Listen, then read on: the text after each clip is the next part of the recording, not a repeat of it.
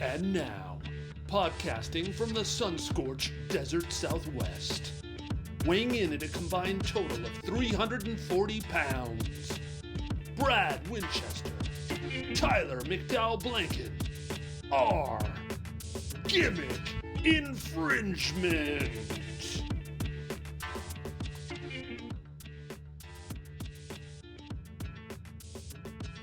Welcome, everybody, to the Gimmick Infringement Podcast. I am Brad Winchester. With me, as always, is my tag team partner, Tyler McDowell-Blanken. Tyler, we have been going through the tag team circuit this week. Absolutely hellacious run for us. Really happy to be here. By the time our listeners and viewers see this, it will be a happy new year. So happy 2024 to everybody watching or listening, and happy 2024 to you, my friend. How you doing today? Yeah, happy new year, my man. I feel a little blown up for the reasons you listed. We've had how many episodes in the past week? I think 100. Yes, at least 5 I can count. Yes. So 1, 2, 3, 4. Yep, 5. This is our fifth. Yeah. It's been great though. So a little blown up, but I feel blessed, man. Like you, I'm really excited to not only get into our episode, but just think about 2024 and all that's ahead for GI, for my personal life, my professional life. I know we have a lot of great ideas for this year for GI. I can't wait to make them happen and see them come to fruition. And I'm really grateful for the reception that our recent episodes had. The Paul Heyman series, the special episode with Erica Day, 2023 awards, and the conversation and the categories that we had. Just a really fun time to be here. So happy to see you as always. How you doing? I'm doing great. I'm ready to talk some graps here. We have an insane amount to get into, so we are just going to dive in, but we're going to start with the WWE. Not a lot of noteworthy things happened this week on WWE television with the recap shows, which I think is wonderful. Shout out to Triple H for giving people time off. Absolutely great to see. I don't love these recap shows, but I do love that people are going to get a chance to have their own personal lives. I think that's wonderful. However, a few notable things did happen in the WWE universe, notably Madison Square Garden, a non-televised event, the largest non-televised gate in WWE history. WWE selling out the Kia Forum, also non-televised. I thought this was great. I think this is the clips from behind the scenes, CM Punk coming back, all of that was great. I loved every bit of it. But Tyler, I have a question for you, and I know we're not doing our traditional question answer format here today, but here's what I have to ask. Besides all the wonderful things that are happening in WWE, which is absolutely on fire right now, this is what we know. WWE is landing a former champion into the Day One Raw. Andrade's contract is up after the new year. That's all we know. It's just after the new year. And AJ Lee teased her long chucks. Triple H confirmed that there will be the former WWE champion at Day One Raw. Tyler, who you got? And it doesn't have to be the people listed. That's a whole other wrinkle to this question. Obviously, I can't push on this question either. Oh man, I'm gonna go Andrade. I am. I think we get AJ Lee in the Rumble, but I think it's Andrade for Day One. I think that would be a huge splash. Even last night, as I was watching World's End, which I know we'll get into shortly, I was trying to picture where Andrade would fit into the current landscape of WWE. Does he go for the IC gold? Does he go for the US title? Maybe just a side feud that doesn't have to involve a championship. I couldn't think of a sort of a perfect way for him to enter, but they're going to figure it out, man. Andrade is so gifted. I'm not worried about how that's going to play out. AJ Lee would be amazing, but I think that's more fitting for the Rumble. I'm going to go Andrade for Day One. How about you? Are you going with one of those two, or your option C here, a mystery choice? Well, it's not going to be Sasha. We know that it's not going to be Sasha. That was all but confirmed by Fightful.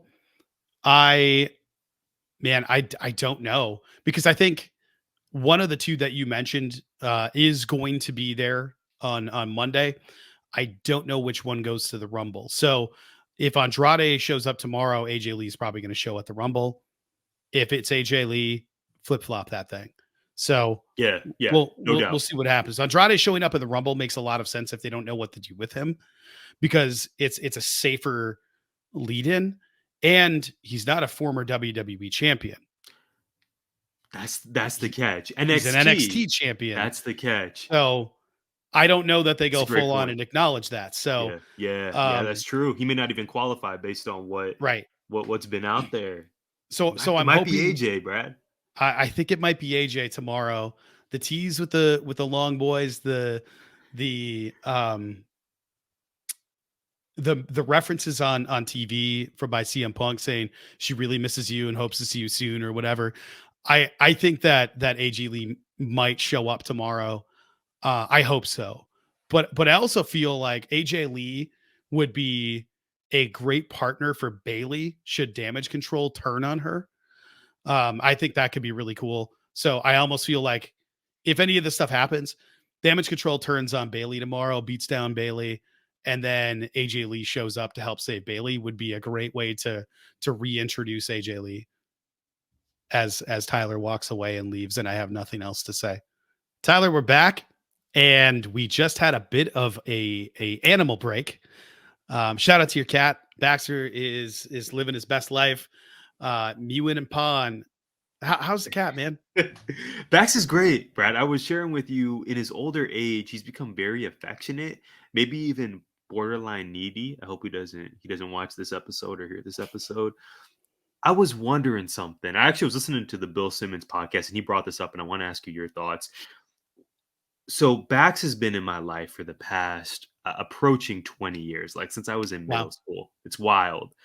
But I realized recently that I was gone for about a solid 10 years in Tucson, right? I went to U of A and then I stayed, taught at Miranda High School, met you and so many great people. So there was a 10-year gap where I wonder, what did Bax think about that time? Do cats and even dogs, do they just kind of like know, oh yeah, they're just gone? And like, how do they feel about those lapses? And then when you come back, when you return, then they're super excited. And it's like, hey, I saw you maybe, I used to see you every day, but now I only see you for holidays. I just wonder, I know how humans feel about that, but cats, dogs, pets, how do they feel when we're just gone for college or away for months at a time? Part of me thinks that's why he's developed this affectionate personality and on the whim needs snuggles, and then he can get back to his regularly scheduled program. Yeah, I think they missed their pack, their pride. I'm not sure cats are pretty solitary, but dogs need the companionship and they're super social. So I think I've had experiences not with Winnie but with Diogi when we had our min pin who was just a jerk. When he would go to the kennel for a week, which was the longest I think we ever had him go away. We didn't want to take him fly out anywhere. I mean, he's a 9-pound runt. So we left him at the kennel. He would come back and he would be like, who are these people for a few minutes? Like just, he's already gotten used to the other system and the other environment. And then we pick him up and he's like sniffing you and looking around. And all of a sudden it's like his eyes lit up and he realized what was happening. And then he would just bolt in circles and bark and happy yips and stuff like that. And this morning, when I got ready, everybody was still in bed, and Winnie was on the bed just looking at me like all groggy, legs up. And then I came in here. Happy New Year's Eve. Yes, and then we had the cat. We had the cat eruption, and I headed out into the living room, and Winnie was there and just saw me like it was the first time she's seen me in years. Wow. Was flipping out, tail wagging, jumping off furniture. It was really cool. So I think depending on how long you're gone, if you were gone those full 10, that cat would not know who the hell you were. But I was back several times. Yeah. Several times throughout the year. Yeah. And he does the tail wagging thing too. He has a lot of dog qualities, actually. I don't think Bax and Winnie are all that dissimilar. Well, because Winnie's a working dog, a herding dog. She's an Australian Shepherd, for those that don't know. Her love language is not snuggles. Her love language is play. So be like, come here, buddy, hop up on here. And she'll wag her tail and she'll head right up toward you, jump up by you, jump back down and grab a ball and bring it up. Like there's never any in between. It's never like, let me just lay by you real quick.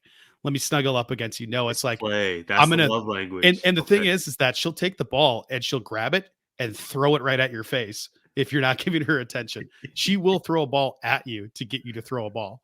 So there's no doubt what she's looking for here. Yeah, because you've met her, right? So Yes. she's just really high energy kind of all the time and just wants to play, play, play, play, play. But her love language is play. Her love language is work. Give her a job and she loves it. So it'd be interesting to see what would happen if we run around Winnie for like a week, which may happen in the spring. So I'll keep you updated. Exactly. Yeah. Please do. Tyler, we got to talk about World's End. The end of the world happened for MJF, but my goodness, I think what we'll do here is run through the card. I don't have a lot of thoughts. I would say the first 3/4 of this pay-per-view I could have done without. And on a pay-per-view, I do feel like I paid money for a couple of moments. Samoa Joe winning, Eddie Kingston winning. I think it was great. And my favorite timeless Tony Storm happened for free on the media scrum. So there's a lot of stuff to talk about here. Didn't love the booking of this show. I,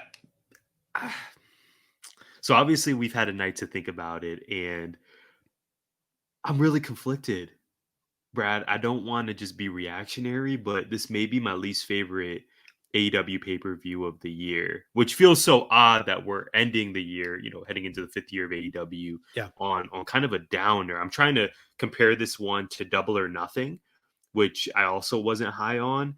World's End, just like you said, there were some really good moments, but there was a lot on this show that didn't resonate with me. I texted you that it just felt odd. It was an odd pay-per-view for a lot of reasons. So let's definitely get into it. We got a lot to talk about.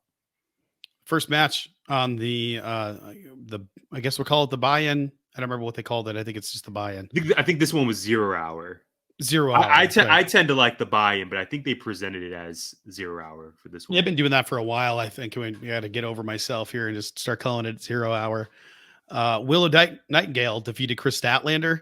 There was a kind of a missed move toward the end that I'm glad they dusted it off. Went, nope, let's do it again, and did it again. That was good. Love both these women. It was a match that happened on the pay-per-view for some reason. I don't know why. I think are they both New York people? I know Willow's a Long Island girl. Yeah, Okay. that's precisely. So it was presented as friendly competition, and you have Stokely Hathaway kind of on the sideline. Amazing. And That part was great. involved. Chris Yeah. throwing the jacket at Stoke was great. Yeah, There's a lot of fun elements to this. I thought like, oh, okay, this might be end up being a really good pay-per-view. I'm just glad that there were 3 women's matches. Right, and truthfully, Brad, I thought this was going to end up on the main card. I didn't realize that Me it was too. going to be a Me 0 hour too. match, and I had no issue with this being on the main card because I'm a huge fan of both of these Yep. both of these women. They're fantastic. I'm so glad we got to see it, and I agree with you. It was clear by the end that it's easy for us to overlook the fact that these wrestlers, the cardio, the intense cardio that you must have to go through these matches. So then by the final spot, oh yeah, you're 10 or 15 minutes into this Yeah, it's match. crazy. So you don't have the same strength that you do minute 1 or minute Right. 2. So yeah, it definitely, it wasn't seamless at the end, but luckily both ladies figured it out, and Willow got Chris up in the doctor bomb. Both of these women are also like stout women, right? This isn't Yeah. just lifting Riho for the doctor Oh, bomb. Like, these are muscular ass women. yeah, you're gassed and you're in it with a supreme athlete who has great size. So love Yeah. these women, and I'm glad they figured it out by the end. And I'm glad Willow got the W. This is Me a too. really big deal for Big her. deal. Chris Yep. has been protected for some time now, especially since returning from the injury and becoming TBS champ. So really big look for Willow, and I hope both Willow and Chris are in prominent positions heading into the new year. The next one, I hated that it was on this card, the 20-man battle royal for the TNT championship. I don't like these on pay-per-views. This feels like if it's for a future TNT championship match and it's not a big deal and it's not a gimmick match and it's none of those things, they treated it like the Money in the Bank contract, but didn't make this a big deal. They put it on the 0 hour, didn't treat it like anything, really of note. And it was a battle royal that happened, and I don't like these things. And I could have done with this on Rampage and been totally fine with it. Kill Switch 1, there were some fun moments within it with Johnny Hungy, with Danhausen. There was some good stuff. But most of it happened during the entrances. So I didn't I didn't love this, man. Um I like that it served a later purpose that I thought was after the best match of the night for me, which I'm sure we'll talk about later on. But Kill Switch winning makes sense, I guess, for the storyline that they're trying to run with him and Christian Cage. You said it perfectly. I haven't enjoyed a lot of these 0 hour buy-in battle royals. I know that battle royals are kind of a hallmark of wrestling. It seems like for perhaps most Yeah, independent shows you go to, or at least the one or two that I've been to, there's been a battle royal. I know it's just different. gets It folks on serves the card, people it gets folks a paid, payday. Yes, exposed. absolutely. Absolutely. I to me, having Trent, granted, I believe he's from New York. Shout out to Sue, having him eliminate Danhausen and getting the heel reaction was an interesting choice that I didn't see coming. And then certainly Killswitch winning was not on my radar. If anything, I thought Lance Archer was going to get the W and Me not too. Killswitch. Me So too. so Would have loved that. now, yeah. So now we're going to talk about the implications of this later in the night. This was okay. It wasn't a huge negative. It wasn't a huge positive for me, Brad. It was just a classic pre-show battle royal. But I agree with you. It ended up being very much Money in the Bank like in terms of how this was orchestrated, which is a really huge deal. And played a huge role in the show later on. So yeah, this was okay for me, man. I didn't love it, but I also didn't have a bad time watching it. It was fine, and it obviously came into play later, which we'll get into. Yeah, shout out to Dalton Castle for having arguably my favorite Early entrance. early elimination. I was like, okay, it's Um, either going to be Archer, or it's going to be Dalton Castle, but it ended up being I think that's Kill I think Switch. I think that storyline that makes sense for him It just does, yeah, it keeps getting does. eliminated from multi-man battles Yeah, for kind of like championship. Timeless Tony, right? He has Yes. this descent, but Timeless Tony was so undeniable that I think the Yeah. descent was paused because they had to strap her up. I wonder if Dalton's going to get that same treatment, and if so, is that going to be on ROH or on AEW? I tend to think the former, not the latter. Yeah, I agree there. Just because he's an ROH staple and he's like one of their heavies. I would rather see him in AEW, if I'm being honest. I love seeing him on AEW TV and I don't man, I don't know. I You have a would lot of also need to thoughts about that. subscribe to Honor Club, which I think you actually do now. I do, and I haven't watched it since the pay-per-view. Oh. Um, the next match was a FTW rules match. Hook defeated Wheeler Yuta. Glad Hook got to wrestle in New York. I thought that was cool. Um, Also not a match I needed on a pay-per-view. I wish I had more to say about this. I agree with you. The finish, there was no doubt Hook was winning, Yeah, which is not bad. no. But I I thought we were going to get more from Hook in 2023. Yes, thank you. I remember in January you and I welcomed Matt from That's Freaking Wrestling onto the show for our inaugural fantasy draft. And I think I chose Hook with like my fourth or my fifth pick, which looking back, I mean, I didn't choose Seth Rollins, I didn't choose Drew McIntyre. Like I went with Hook. And I still believe he has loads of potential, but this year I just thought there would be more for him. Even Wheeler Yuta, Brad, remember when he was just white hot and it just he felt like more of a major player. I know he's an ROH champion. I know both of these guys are champions, but this match was it existed for me. Wheeler getting the cheap heat from the audience, bashing the sports teams. It just kind of dragged on. And I just thought, man, these two Yeah. guys are so good. This match should be hitting more for me. And it just didn't. Well, we have an AEW pay-per-view with a Ring of Honor champion wrestling a non-sanctioned champion. And I don't understand. I don't understand any of this. Like there were so many people that there are so many people that have just been missing. Like that vignette with the women was amazing. But also I think about that vignette with the women wondering where are the rest of the women? Why aren't these women on the card? Why isn't Ruby on this card? Why isn't Saraya on this card? Why isn't there's a lot of people on this roster that aren't getting any airtime. Why wasn't Malachi Black out there? And I have a lot of questions for why we're getting Hook versus Wheeler Yuta, but Buddy Matthews isn't doing anything and Malachi Black isn't doing anything. And I don't know. I want better for the people that are signed. And no disrespect to Hook or Wheeler Yuta, but I don't know how either of them fit in with an AEW pay-per-view for what was essentially no build to this thing. I know they're going more sports based, but I don't know. I don't know. I don't know how to feel about it because I love both of those dudes and I just didn't care. And that's an indictment on Tony Khan and the booking. Just is. To open up a pay-per-view, because we didn't have enough multi-man matches, we open up with an 8-man tag team match. Blackpool Combat Club.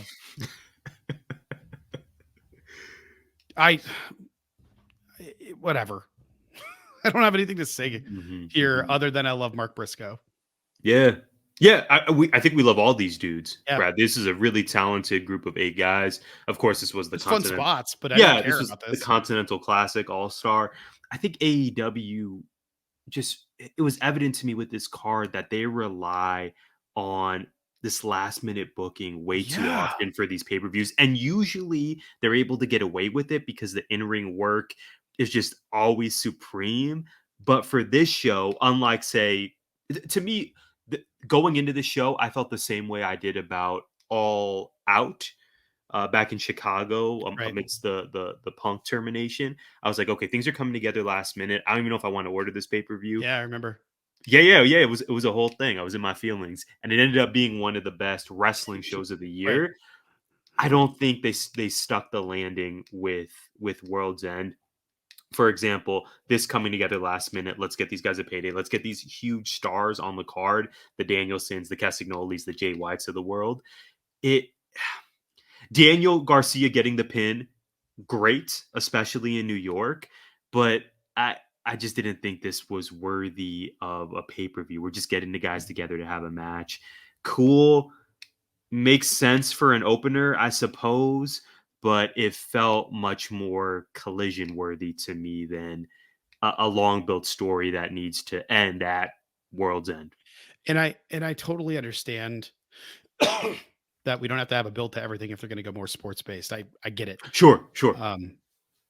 Here's before I continue on the card. Young Bucks beating Chris Jericho and MJF. The Inner Circle. Ray Phoenix last eliminating Jungle Boy representing Jurassic Express in the Casino Tag Team Battle Royale. Shida defeated Mizunami. Kip Sabian and Miro defeated Chuck and Orange Cassidy. Hangman Adam Page beat Matt Hardy. Scorpio Sky defeated Cody Rhodes, Ethan Page, Lance Archer, Max Caster, and Pentel Zaramero for the Face of the Revolution ladder match. That was the Get the Brass Ring. Darby Allin and Sting defeated Team Taz, Brian Cage, and Ricky Starks in the street fight. Kenny Omega defeated John Moxley in the Exploding Barbed Wire death match. Better or worse than this pay-per-view? That was AEW Revolution 2021. I'm going to say that one was worse. I think World's End was better. I think so too. There's a lot of people saying this is the worst one of all time. I actually think that one was pretty bad because there was a bunch of stuff on there where I was like, I don't care about these. Like there are a couple on there. I'm like, oh, this will be fun, but it was so predictable that it became painful. And I do feel like there were a few on this card that were like, not just predictable, but I didn't care. Like I really didn't care about this 8-man tag team match. It just, who cares? There was no stakes. Yeah, the Danielson and Jay White interaction was super fun. That was probably my highlight of the match.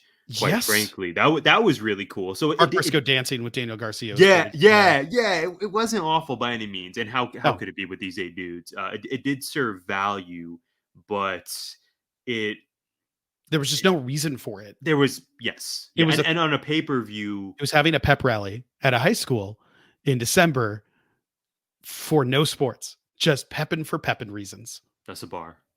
Let's go with that. That's what I feel like. I just like it was just there. Good job, losers.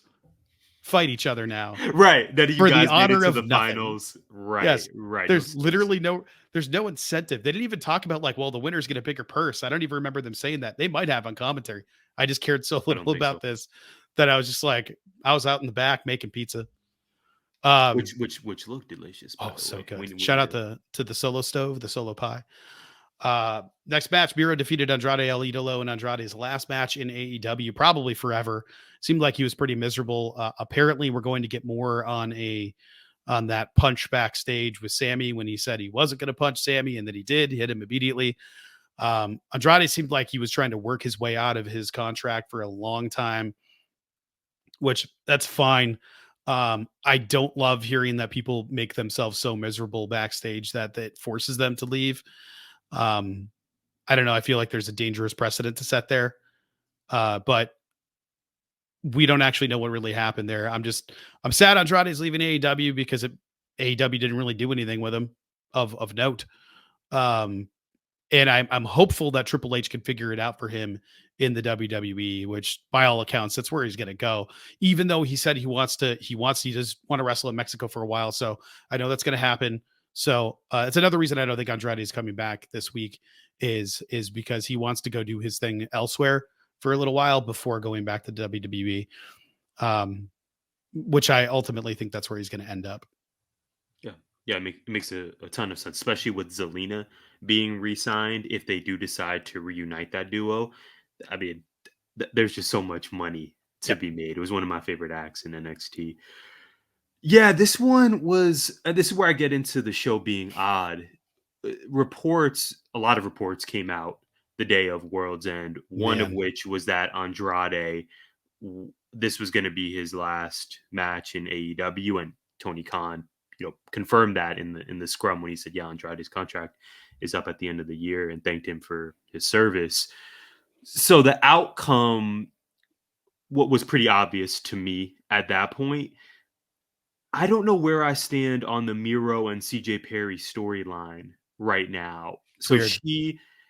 she costs Andrade the match, and Miro is playing it off as he doesn't know what CJ's intentions are. I These are two of my favorite wrestlers in the world. Really, really good match, really snug. I just I wanted more from it, and I haven't loved the CJ Perry with an assortment of clients storyline. So the story itself isn't hidden for me, but the match was enjoyable. Like you, I'm sad that this appears to be the end for Andrade and AEW. I think there was so much that still could have been done, but alas, here we are. So I wanted, when you tell me these two dudes are going to fight, it just didn't reach the level that I wanted it to. But the match was good. The story, as we're going to see a lot on this card, I wasn't invested in it. No, there's so much of that. And there's just way too much on this card of pre-match beatdowns. You can't do that every other match. Yeah, It's just Miro came for dude right away. Yep. and I knew that one was going to happen. But then a match later, we got Timeless Tony. We'll get into it. And then Swerve beating down Dustin Rhodes. And then we get I just like too many pre-match beatdowns. And I know like the story wise for some of them it makes sense. They hate each other so much they want to kill each other. I get it, but it's too much. Like you got to do something else. Ring the bell and have them immediately dive bomb them in the corner. You don't have to do it outside the ring. So anyway, the next match. This one surprised me, Tyler. With I expected like an all-time classic with this match. And the way they booked this up to have Riho just be injured throughout the whole match was dumb. Like, I know they're trying to tell the story of her getting her ability to fly and do all the Riho things taken away, but it was like you took away what makes her special, and then had her wrestle a match against a 40 pounds greater timeless Tony Storm, the current champion, and then Tony pinning her but like pinning her in a way that made it impossible for Riho to kick out effectively was was kind of dreadful. Like that camera did not help her out. Her shoulder got off the mat. It's pretty clear her shoulder got off the mat, but it got off the mat by about a centimeter. Um, there was a lot of stuff happening in this that made me sad. And it was all booking related. It's not the talent. We know that these women are awesome. But the way the match was put together was not it for me. It's like you took away the strengths of these individuals, and then what do you got left if you're like, let's highlight what doesn't work effectively. Yeah, thing that makes them beloved, let's remove that. That's not going to get heat. It's just going to get silence in this match. So, and that's kind of what happened. People got quiet. And that sucks because Riho's amazing. And Tony's amazing. And I wanted to see a Riho crossbody at least 3 or 4 times in this match. And I did not get my wish. Yeah, we got Luther ejected, That was which hilarious. was funny. Yeah, he's playing a perfect role right now. And then Mariah May. And Mariah May, yeah. The I think the post-match Mariah May coming out, she has a bucket. Like, is she going to turn on her? What's going on right now? For it to just be rose petals. It's great. For Tony to bask that was in great. It. And then, of course, it's black and white. It's being shot. Yeah, the presentation's very noir. Yeah, the awesome. presentation is a W always. And I agree with much of what you said. To me, this seems to be the cycle that we're in with Riho. Really fun matches. She just seems to kind of appear every so often out of the blue. Challenges for a title, goes away, and then it's back in a few months for the same thing. And granted, this was good because the Outcasts took Riho out, so I acknowledge that this was a step in the right direction. But Riho just seems to be in this perpetual cycle for me. Well, Lance Archer, but to your point, yep. But to your point, Tony commented, I want to say it was either Death Before Dishonor or it was the pre-World's End Media Scrum. It was a recent interview. And he said, whenever Riho is in the country, we want to work with her. And all I could think was, isn't she signed? Don't you just go like, hey, you need to be in the country? Instead of going like, how does this, whenever you're here, we'll work with you. For international talent, I don't know how that works. I don't either. I know Pac is injured. Keith Lee is injured. We got all these people that are injured right now. Kenny, Kenny's injured. The Bucks are gone. Like, that's one of my questions for you. This was the first pay-per-view without the Elite, right? No Elite wrestling. Yeah. Just an odd feeling. No Hangman. Like, it's just nobody was there. I'm just saying, like, what are we doing? So we'll come back to that, I'm sure. But I love the presentation of Tony. Riho deserves better. I want to see more of her, though. Like, to your point, like, I love Riho. It's weird that she just shows up as like this random final boss every once in a while, and they just have her never closing out ever. Like, if you want to do like a Japanese stable, do it. Put her in with Shida to make it make sense, and then just be done with it. Like, they're doing it over in WWE. It would work. So just go ahead and do that. Do it. Yeah. I would love to see that. Have them feud with the Outcasts with Saraya and Ruby for a while. Make a tag team division for the women. Do something. Mm-hmm. There were no tag team matches, proper tag team matches. There were no trios matches, proper trios matches. We got all these belts everywhere. Yep. Nobody's defending them. Yep, that stuck out to me. No tag team. And for me, there's a lot of talk in the community about restore the feeling. Mad. For me, restoring the feeling, I mean, it's always going to be about prioritizing the women's division consistently. I'm super stoked that we had 3 women's matches last night, if you include 0 Hour. That's a big W. For me, a lot of restoring the feeling goes back to having the best tag team division in all of wrestling. We haven't been able to say that about AEW for much, if not all of 2023. For no tag team wrestling to be on this card. And again, granted, right, Brad, it's important, like you said, to address circumstances. The plan was Big Bill and Ricky Starks versus Chris Jericho and Kenny Omega. But even that being the tag team match on the show, you and I had some concerns. You and I are not in love with the Golden Jets. Who even knows if we're going to have the Golden Jets back ever again, which we're going to get into very, very soon. But yeah, man, for me, a lot of restoring the feeling, a lot of my aspirations for AEW in 2024 is centered around the tag team division and getting that back to being the best in the world, because it hasn't been for a minute. No, it's been a long time. And to not have any of the talent, not forget that tag team's not happening. none of the talent are on the show. Mhm. That's Lucha, egregious to me. Lucha Bros and Lucha a lot Bros, of- FTR, yeah. like there's just what is somebody injured in the Acclaimed? Is that what's going on? I think both are healthy. I think Phoenix might be injured though. No, I think the Acclaimed is healthy. I don't know. Yeah, they were I wrestling not too long ago.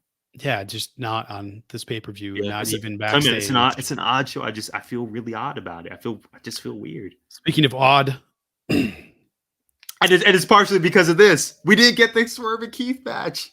Ah. I hope Keith heals, man. You know I love that dude. yes. So Swerve Strickland beat Dustin Rhodes, and he should have. Here's the thing, Tyler. People were all over the timeline saying Swerve should have squashed him. Swerve should have squashed him. Dustin Rhodes beat Swerve Strickland this year in February. So no, he should not have. I'm holding back here. He absolutely should not have squashed him.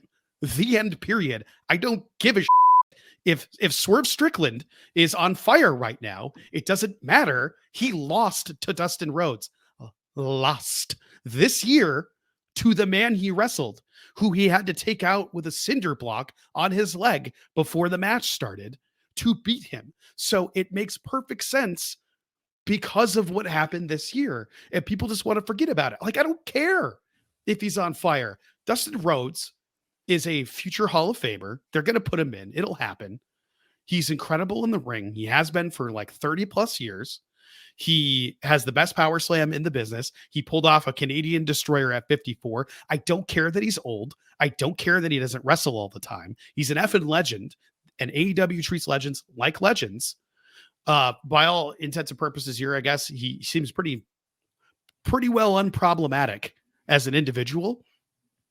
And he went out there, had a decent match with Swerve with no notice whatsoever that he was going to be there. You know, he was backstage, ring gear, makeup, ready to go just in case. And I'm sure there are a bunch of other talent that were there just in case. And I think that rules for him to go out there with Swerve, put all of that together, do that, entertain us for 10 minutes in the ring, bell to bell, and do 5-10 minutes before the match starts. I don't care that it took him that long. And I do like that Swerve's like, don't waste my time to the camera. I don't like having my time wasted. And I think people were like, yeah, you tell TK. And it's like, he's telling Keith. He said, Keith Lee, don't waste my time. He's essentially ending on his own terms, ending this feud because it's never going to end otherwise. So it's done as far as Swerve is concerned. And now he can go focus on the championship, which is what he should be doing. Right. Swerve which he said Joe. which he said in the scrum. Exactly. So a reporter asked him what are his New Year's resolutions. He said to become the first African American AEW World Champion. Should happen. Reporters applauded. TK sitting next to him applauded. It must happen at some point. And I think it will happen. It's just undeniable. And I don't think there's anybody arguing that it shouldn't happen. But like, why does Swerve need to squash Dustin Rhodes? Why? What does it serve? Like, he lost to the man this year. Yeah, I forgot about that. I will confess, I forgot. I was more on the other side of this conversation last night, Brad. But you're bringing up some valid points, including that previous match. I totally forgot about that. Yes, but listen, man, if he didn't already wrestle him and lose to Dustin Rhodes, I would have been like, all right, Swerve should go out there and murder him, and let's be done with it. I don't know that squash is the term that I would use because Swerve's never really squashed anybody. He doesn't do that. He wrestles them down to get the stomp, and then he gets the stomp. He does the kick behind the head, and then he does the stomp. That's his finishing sequence. But you don't just start that way. Like, what is Swerve going to pull out of the bag of tricks that has anything to do with squashing somebody? Like, has nobody watched him wrestle? It doesn't make any sense to be like, yeah, squash him. How? With what? The spirit bomb? Oh, that's not him. That's the guy who's supposed to be wrestling. Like, you can't just pull it out like that. It drives me absolutely crazy when people are like, it should have been a squash. And but why? It's a pay-per-view. No, Tony Khan needs to have a 9-hour pay-per-view event with battle royals and bull tag matches on here. So no, it can't be a squash because we got to get like sex gods after a potential scandal. I'm all fired up here, man. Like, Dustin Rhodes deserves better than he should have been squashed on a pay-per-view. I don't know how many more matches we're getting with him. Like he said, he's winding down because his body is hurting. Let the man fucking wrestle on the card, because I don't know if he's going to be doing this for much longer. Like squash. Like why? Let him get his stuff in. Let him have his moment. Have it in a big match against the hottest competitor in AEW. Have him lose after being beaten up badly. Like I can't say it was a squash, but it was kind of an elongated squash. He never really had a chance. He got the destroyer in and the power slam in, but outside of that, that's kind of it. Swerve beat his ass for 10 minutes, 15 minutes. How is it not a squash? 30 seconds, get out of here. Yeah. That makes me mad, man. So first, that was a fantastic promo of the week. We did not have that. Pulling back the curtain, we did not have that on the agenda for today, but it is the promo. I tried to mute. It's the promo. We'll forgive you for that cough, Brad. It's the promo we needed to hear. That was great. That was great fire, great passion from you. And I think so much editing.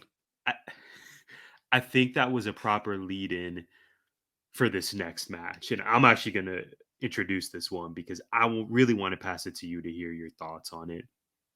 So World's End last night, again, during the day, lots of news coming out, the Keith Lee injury, the Andrade contract news. But there was also this conversation about allegations against Chris Jericho. And again, this is not, we are in the early stages of this. A lot needs to be, we need to see a lot of this develop. But the takeaway was that allegedly Chris Jericho may have forced himself onto Kylie Ray, who we know Kylie Ray was slated to be a building block of the AEW women's division back in 2018, 2019. And then she left the company and under just very odd circumstances. Some speculated, oh, maybe her and Brandy Rhodes didn't get along, although I think both of them said that was absolutely categorically false. But now this came out yesterday. I think even Nick Hausman on his Rumors and Innuendo show alluded to Chris Jericho. I think he called Chris Jericho Harvey Weinstein like, and said that he's not comfortable with Chris Jericho getting a lot of flowers because he, Hausman, has heard of some accusations and some stories involving Jericho. And then this was developed. Kylie Ray, I think the reason why this got so over and so why it appeared on so many of our timelines, Brad, is because Kylie Ray left a comment on X with simply a heart emoji, a red heart, and that was it. So again, allegations, very early stages, but I think her commenting with that heart gave a lot of credence to this.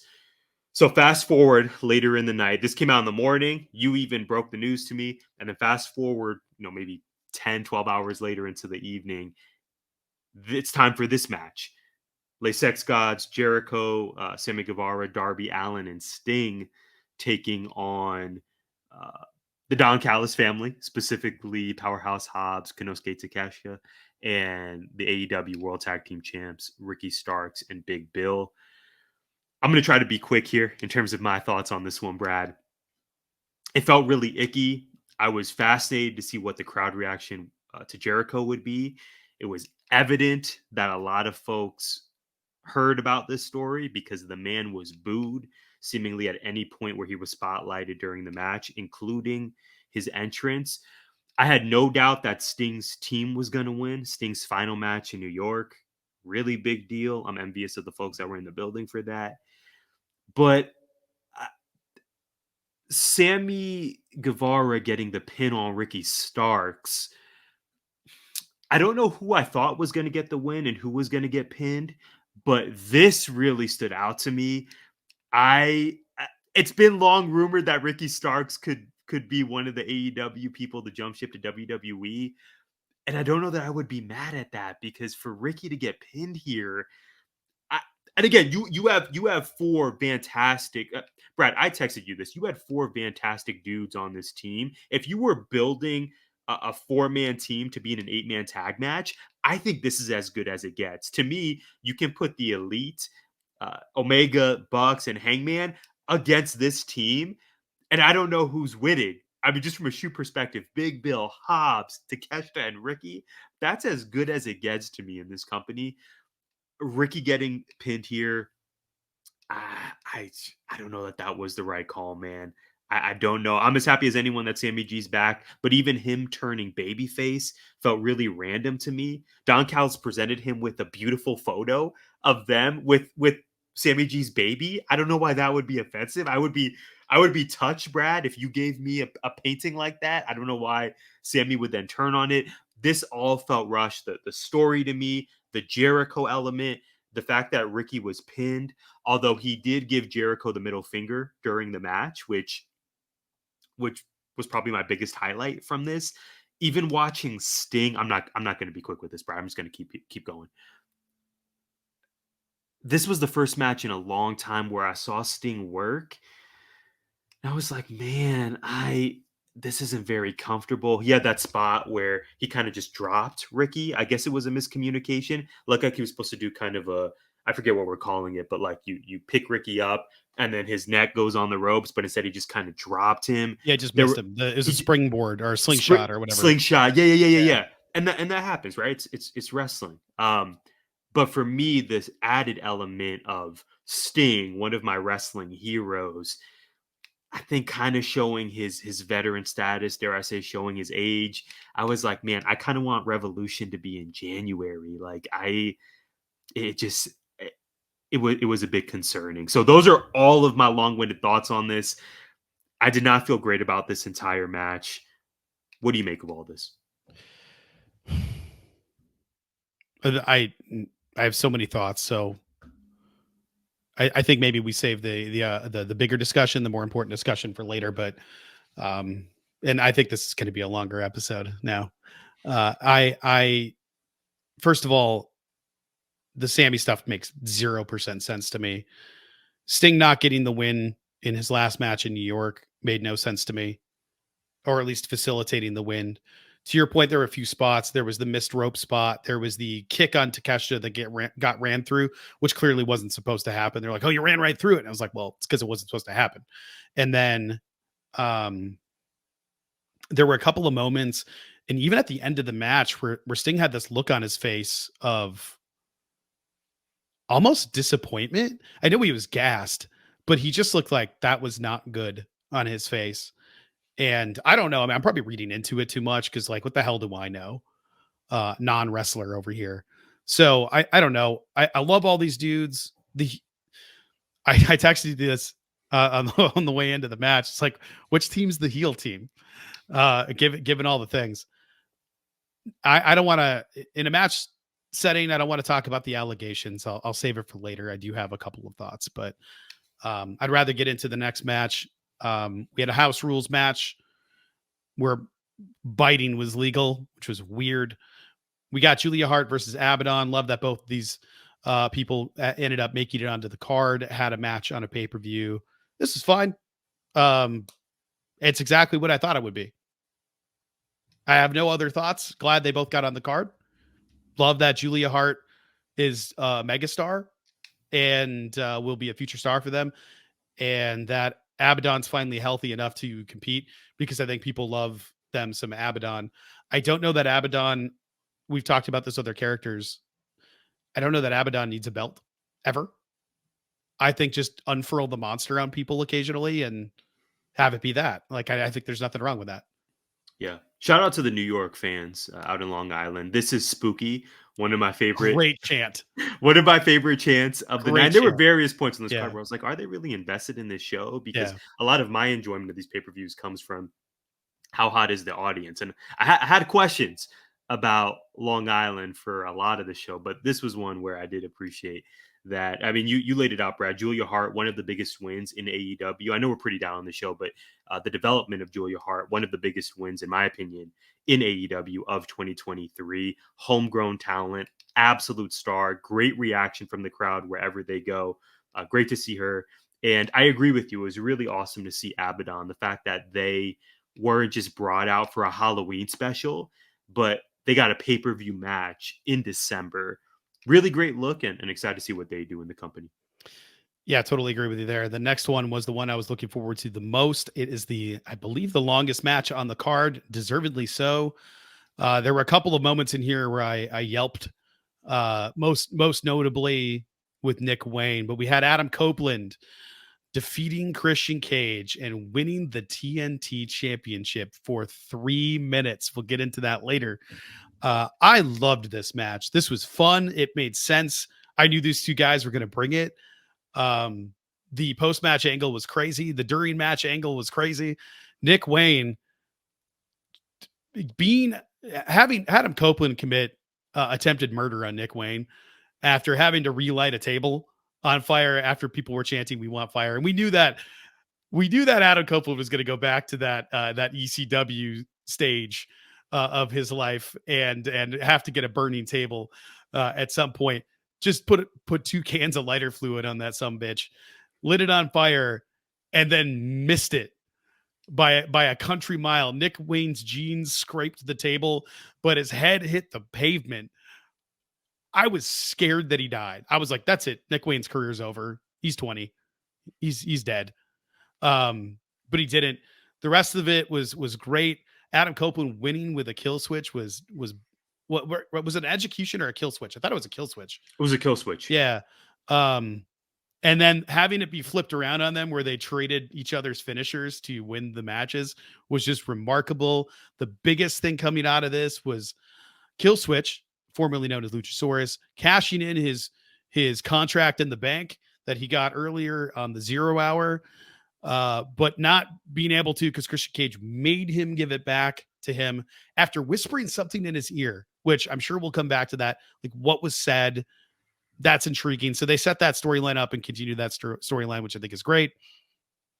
And Christian Cage wins the belt back after hitting Adam Copeland with a spear, and his loss only lasted 3 minutes before he regained the title. You're still TNT champion, Christian Cage.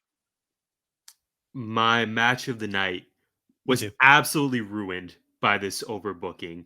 The vets delivered. They just showed up and absolutely showed out. It was by far match of the night. I will hear no other opinions on this.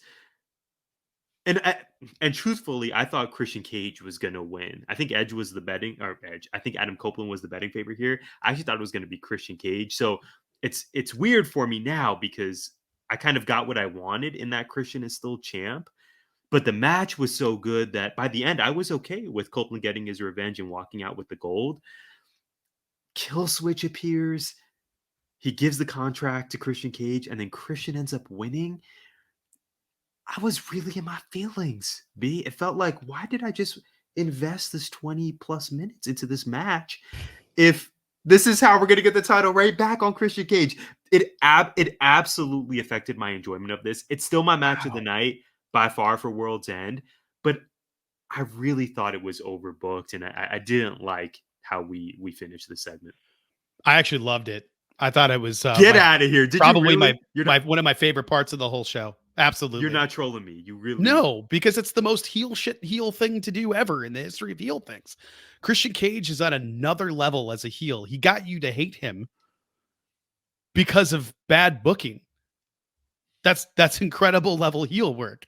He not only took his protege, his protege, I should say, not Nick Wayne, but his like stepchild in this scenario, Luchasaurus, who he renamed Killswitch in his own image. He got him to win that battle royale and then took his winnings from him to give him to the father by whispering something into his ear to then go and take it back after Killswitch did literally all of the work for him and took it. So no, I disagree with you. I thought if anything was overbooked during the match. I didn't need Nick Wayne's interference and I don't want that. Give me just Christian Cage. But as a post-match angle, it made all the sense in the world to me for all of that to happen. Because Adam Copeland with gold in AEW, I mean, it's cool. He got it. And that's as long as it needs to last. Because what else does he need? He doesn't need any of that to amp his legacy and stuff. He's a made man, right? And now he gets to add that to his accolades. I was TNT champ. I think that's cool. He got the graphic up and everything, and then immediately lost it, which is hilarious to me. That was funny. I am excited because he beat Christian Cage and still lost. And what does Adam Copeland do now? He got his revenge on Christian Cage, and it was taken away from him by Killswitch. Does he continue going after them? Does he get a tag team partner? Does he get a buddy? Does he go with the Hardys and take out on those three? Yeah. But Yeah. I understand. I totally get why you wouldn't like it. It is a lot where it's like we just finally got that payoff only for it to be undone. But um, but I didn't hate it. I didn't hate it. I thought it was funny that Christian Cage managed to somehow just be maximum douche and still walk away with the belt. I thought that was great. And then to have Killswitch put him through a chair. When he left that ring, his eye was all puffy and bleeding. His back had a giant laceration from where he landed on the chair. People were like, I didn't even hit the chair. And I was like, buddy, that chair was pointed down. Yeah, he did land on that chair. Look at his back.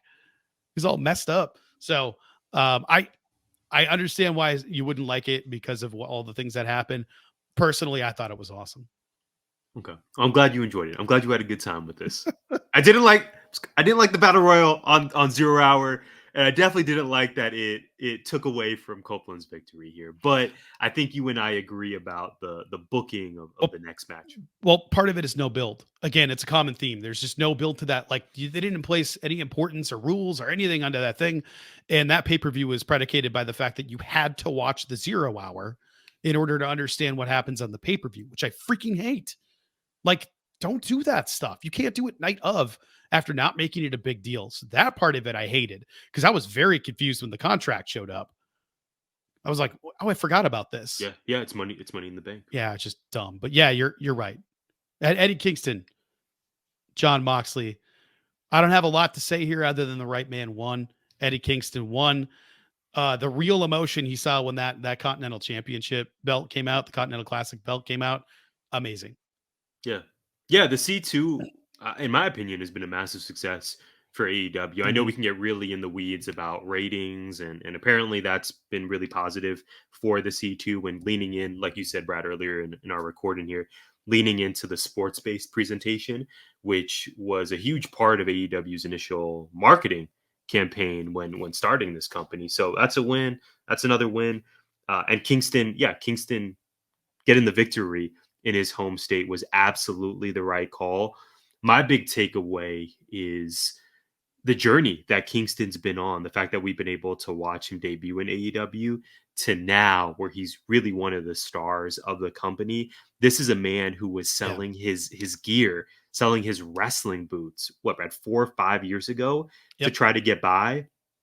And now all of this coming full circle, him getting his flowers, it's incredibly inspiring. And I think he's one of the best in the game. Completely agreed. I have nothing else to add. I knew Eddie was winning as soon as I saw the new ring gear. The next match, which he hasn't done in years, the next match, man, I think this took a lot of us by surprise. The reaction from the crowd, the silence and the hands on the head was everything to me. Amazing. Samoa Joe defeated MJF by submission, choked him out. MJF was done. And then the Devils showed up and they were revealed. We have the Kingdom, Roderick Strong, and Wardlow finally getting his revenge, getting to see Max fall, being led by Adam Cole, baby, who we knew was the Devil the entire time. Long-term storytelling, the knife in the back hug set up forever ago as a callback from the NXT days, all masterfully done. Everybody predicted this, I think. Everybody thought Adam Cole. So much so that we were like, well, but maybe it's not Adam Cole. You and I were like, it's probably Britt. It could be this other person. It might be that guy. Dolph Ziggler? Dolph Ziggler who's gonna debut as the Devil? What if it's CM Punk and it's a swerve? That was nuts. Yeah, I never got that far into the conspiracy theory realm. I thought this match was awesome for what it was. Again, it's another one of those ones where it's like almost like a pre-match beatdown. MJF is super injured. They gave us a couple of spots. The kangaroo kick is over as hell. The first attempt getting blocked, the second attempt getting blocked, finally gets it on the third attempt. Crowd goes crazy. By all accounts, MJF is really, really beat up, and I hope he heals up because he's had 460 days or something like that for his run is incredible. People were down on his run. I'm a little down on some of the booking, but it's undeniable that his matches have been incredible. he's put out classics during this run, and I don't have any problem with it whatsoever. I thought he probably had outside of Hangman, I think he had my favorite AEW title run. I loved Hangman's run. A lot of people were down on it, but I thought Hangman was putting out banger after banger during that run. So um, I also think MJF didn't have a bad match for his championship run. And I thought he was great. I thought a lot of stuff kept happening with the ROH titles and all that. That was TK listening to the fans, which I appreciate. After the Adam Cole win, I thought that was really cool. But yeah, I really liked this. The muscle buster on the apron was just, oh my God, uncomfortable to watch. And there was just some spots in here where there's actually a spot in the MJ or in the Eddie Kingston Mox match. Eddie's tope, I thought he was dead. Eddie shot through the ropes. I remember that. That was scary. Just touched Mox, basically whiffed early on, and went face first into the barricade. And I thought he for sure injured his neck. The way you could see Mox asking him immediately, like, "Yo, bro, are you good? Immediately, are you alive?" That was gnarly. But I don't know. I don't know how to feel about this. It was very predictable and it all made very much sense, which is great. I don't know where they go from here. Now that MJF is going to be gone for a while, what's the devil storyline? So right. I don't know where these guys go from here.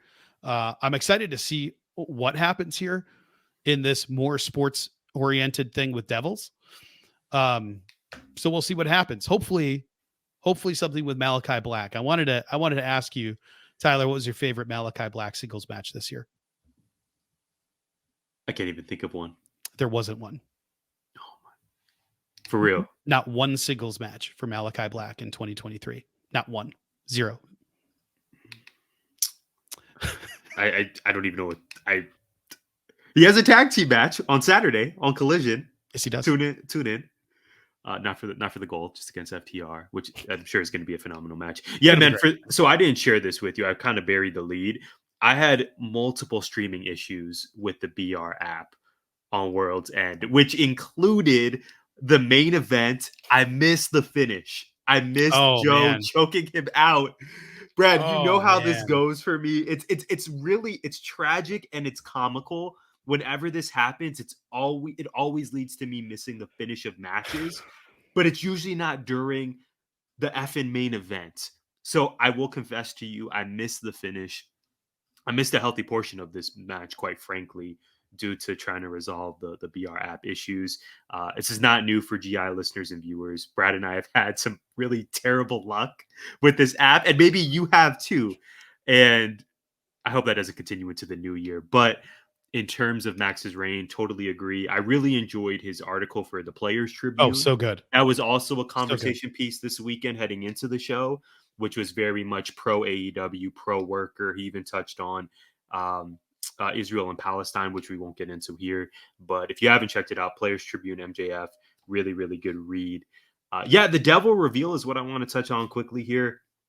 I will admit that it did feel a bit anticlimactic to me. I think as a longtime wrestling fan, part of me was yearning for someone to debut in this faction, whether that be a Dolph Ziggler or Nick Nemeth, Mustafa Ali. Like, I was really hoping that we would get a new face as part of this for the shock and awe value. That didn't happen, but I wholeheartedly agree that this made all the sense in the world. Of course, it has to be Adam Cole for all the reasons you listed and then some. Wardlow being involved, that also is perfect. The Kingdom being the ROH tag champs, Roddy being there, given his relationship with Adam Cole. Yeah, I thought the reveal was actually pretty strong. How they did it with the chair, where they fake like they were going to hit Cole with the chair. Lights go out, they turn the lights back on, and then Cole is sitting in the chair with the dudes, the quartet behind him. That was perfect. I thought they were going to injure MJF more. They just kind of stomped on him and gave him one Wardlow powerbomb. But right. We know MJF is legitimately injured and banged up, so that's fine by me. In terms of where we go from here, of course I want Adam Cole to get healthy. I'm excited that the Kingdom are tag champs. I'm really locking in on Wardlow I want to know what this is going to do for Wardlow, because my fear is that we're just going to keep Wardlow as a third or fourth act in this duo. Of course, Adam Cole presumably is going to be the face of this group. You have the Kingdom. Roddy's been getting a lot of TV time, but I just don't want Wardlow to feel like an afterthought. I don't want him to just Yeah. resort back to just being the heavy. I really want to see him flourish in the new year. The reveal, strong. The storyline, really good. I mean, this is what I was waiting for all day Sunday. All day Saturday, was to see what are they going to do with the Devil. So they had me hooked, and I think this was a strong effort from AEW. It was new for the company. It was a reason for me to tune in, and I think the reveal actually worked quite well. Even if it felt anticlimactic, even if I thought the Long Island crowd was going to have a bigger reaction, it makes all the sense. Cole versus MJF in a grudge match in 2024, whether that be at Double or Nothing or All Out, is going to do big business. Again, I just don't want Wardlow to just be a big guy again. I also don't know what he does, because it's kind of all he has. I haven't, like, when he had his TNT title run, he was guy who got robbed doing silly stuff. And it's like, I'm going to tell you something here that might be sacrilegious. I'm not really sure. Pinnacle Wardlow was better. Quiet guy in a suit. I don't know that that's sacrilegious. Him showing up in a suit, and then when it's business time, taking the suit off, coming out in the unitard and just beating people like he does now. I love that. He's sort of like, he was doing the Roman Reigns bit, right? Like the tribal chief wearing the suit. So. I liked that so much better than the current presentation, because I don't understand what he is. He does the Powerbomb Symphony. He roars a lot. He does stuff, and then he angry laughs like when he's in the ring. Like, what is he? Like, he's just an angry. There's a ceiling on that character. That character to me does not scream AEW World Champion. With how deep this roster is, he's not getting ahead of characters like Swerve, like Hangman, like, dare I say, Will Ospreay, who, by the way, who may be Wrestler of the Year for 2023. By the way, he's going to be full-time AEW here in a couple months. Wardlow's current character has a ceiling, and I don't love that. No, they got to find something for him, and they also got to find something for Hobbs, because he's also turning into just another big guy. And can we talk about that? His character, Hobbs. His character is not really.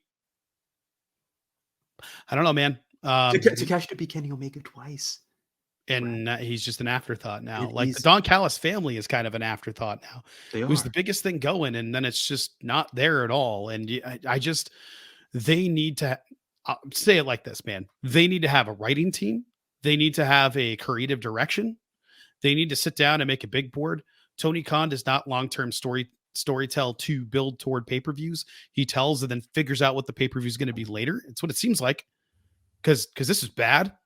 This is a not a good pay-per-view. I'm not going to say it's a bad pay-per-view, because the latter half of the show was pretty entertaining. It was pretty good. But I don't know that I would have spent $50 on it had I known it was going to be what it was. And I don't feel like I would have missed a lot. FOMO, I guess, is what led me here. Tyler, let's bridge ourselves out of this one and get into something a little bit more positive. I know I have not been to a movie. I've been invited to 3 movies in a while. Okay. Jess is going to a movie right now. They're at a movie right now with Freya and her mom. They went earlier this week to Wonka. I can't hear out of this ear very well still. Like, it's mostly gone.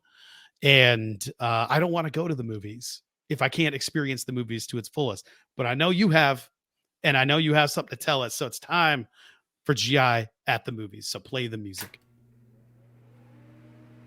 And now it's time for GI at the movies. I saw probably my favorite movie of 2023. American Fiction. Absolutely stellar cast. I'll give you the plot quickly here. It's a comedy drama that was written and directed by Cord Jefferson, Tucson's own. Core Jefferson. I remember reading this dude in the Tucson Weekly. Now he's out here, all Hollywood. It's his directorial debut. It's based on the 2001 novel Erasure by Percival Everett. The film follows a frustrated novelist slash professor, played by Jeffrey Wright, who jokingly writes, yeah, right. And this is a dude where it's like, he finally got the chance to be a leading man. It made me feel so good. But he plays a character named Monk, who's a novelist slash college professor who jokingly writes an outlandishly stereotypical black book out of spite, only for the book to be published and receive widespread fame and acclaim. It's fantastic, Brad. Like I said, Jeffrey Wright is in it. My longtime crush, Issa Rae, from my favorite series, Insecure, Sterling K. Brown, Tracy Ellis Ross, John Ortiz, Erica Alexander from Living Single fame. Keith David even makes an appearance. It's so, so good. I have a few notes here. Obviously, the cast is amazing. This is one of those movies that makes you feel everything, all the emotions. You're gonna laugh, you're gonna think. I even cried more than once. I don't know when this happened, but I'm now the moviegoer who can't hold back the tears. I don't know about you, my man, but I used to be able to control it. Now they just flow. Like I have no control, I have no barrier. They just come out when they want to come out. It was so good, man. So, so good. I think you would really enjoy it. As two dudes who have spent a decent portion of their career off of the strength of literature and books and discussing stories, this movie really touched my heart. I encourage all of you to see this. It was only available at one theater in Scottsdale, in the fancy part of town. So I even had to travel for this thing. But it's in wider release, hopefully now by the time you're listening or watching us. So check it out. Fantastic. My favorite movie of 2023. It was brilliant. I did write an AEW question for you, and I know we're going really long here, and I don't care. Okay. I'm not going to go through all of this. Actually, no, F it. I'm going to go through every single bit of it. I wrote it about 500 words, so bear with me. Okay. World's End had a dark cloud hanging over what was already a kind of a lackluster card for a pay-per-view, which included several mostly random multi-man matches and a Swerve Strickland versus Dustin Rhodes replacement match for an injured Keith Lee. Lee commented that the injury had nothing to do with his lack of booking over the year. Andrade is leaving. So is Sean Spears. Ricky Starks is very unhappy, it seems. MJF is about to take a break to heal.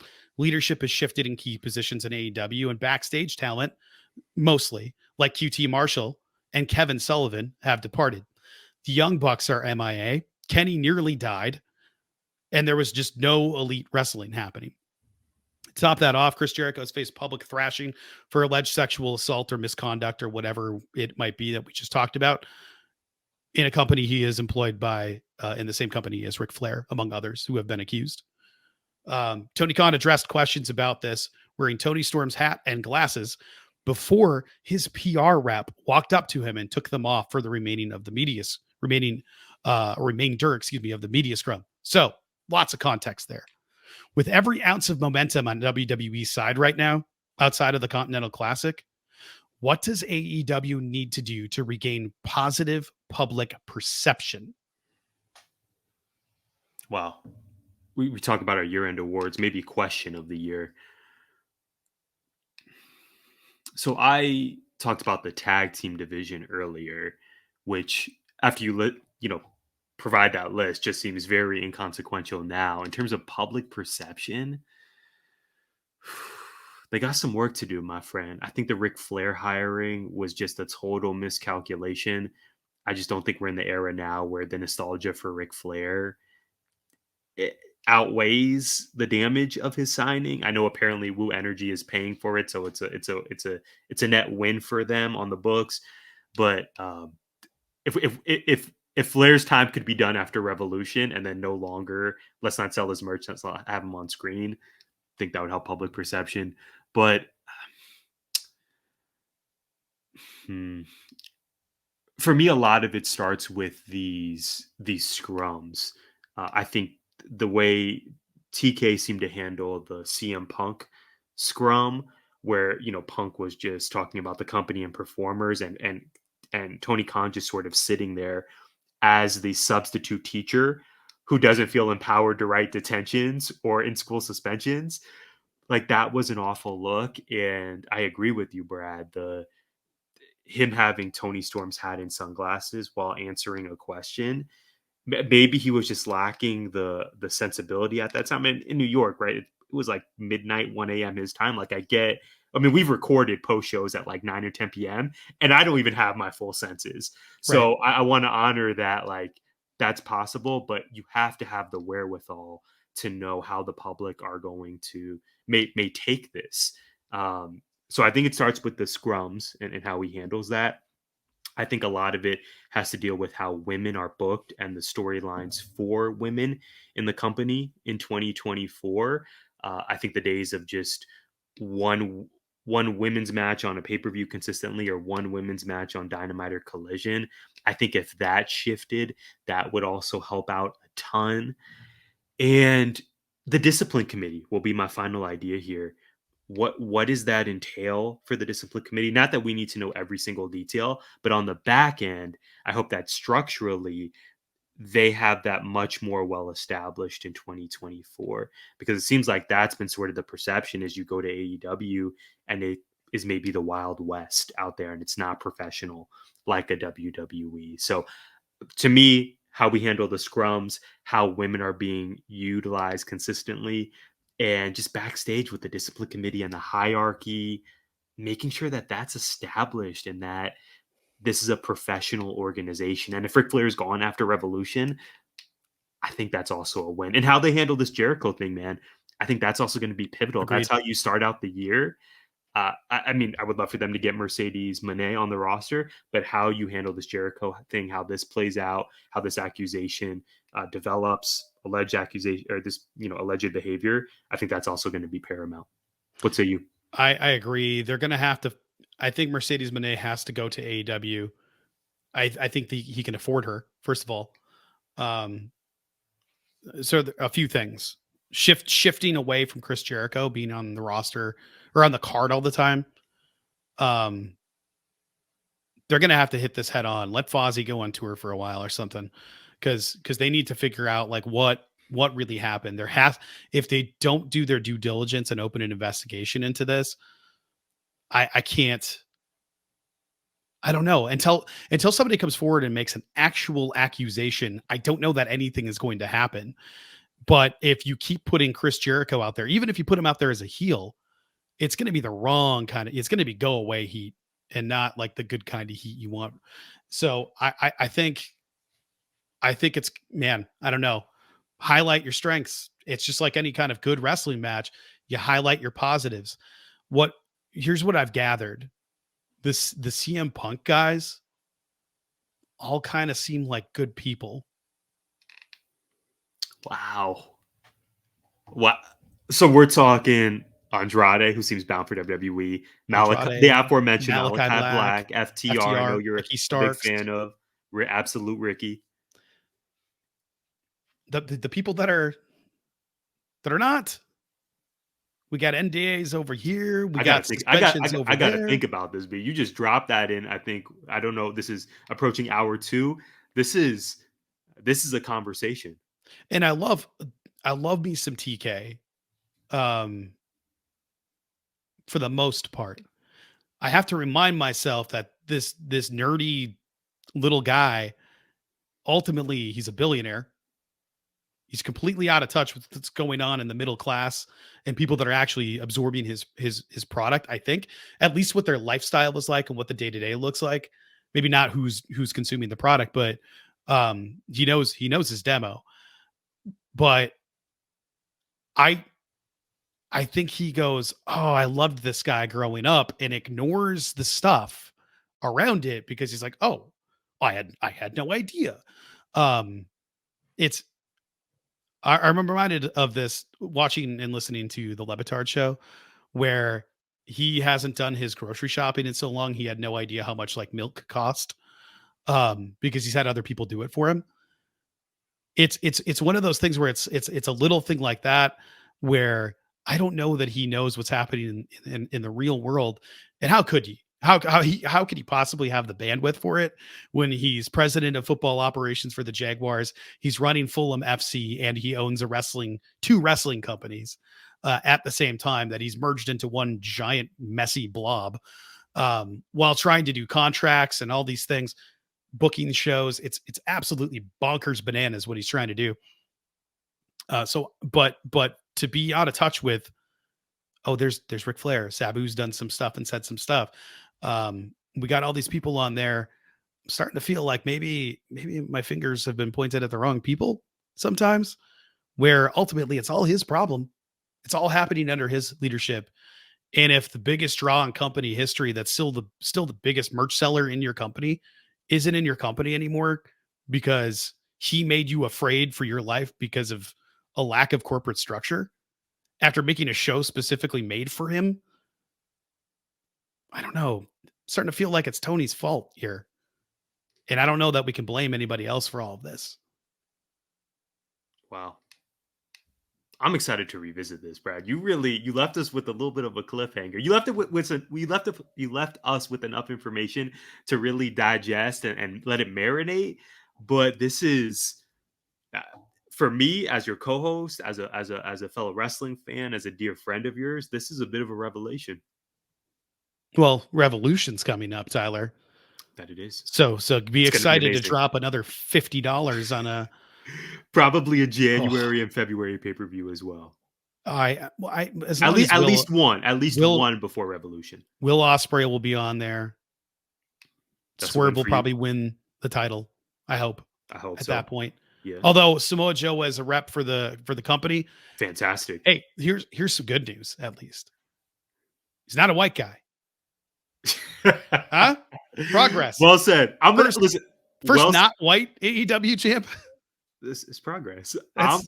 That is my cue to go to my what did we miss? I got two quick ones, and they're both Winchester centric. Huh. First, the Detroit Pistons. Yes, let's go. Have won. They ended their 29-game losing streak. They beat the Toronto Raptors. Congratulations, my dude. Thank you. Yes, and then secondly, yes, 3 wins. Secondly, congratulations on your article. gimmickinfringementpod.com. Brad released a new piece entitled Giving, in which he's reflecting on this holiday season and what it all means to him. As always, it is great. It is thought-provoking, and I encourage you to check it out. Again, gimmickinfringementpod.com. Appreciate that, man. New one coming out here pretty soon, I think. Speaking of cliffhangers and teases, let's go.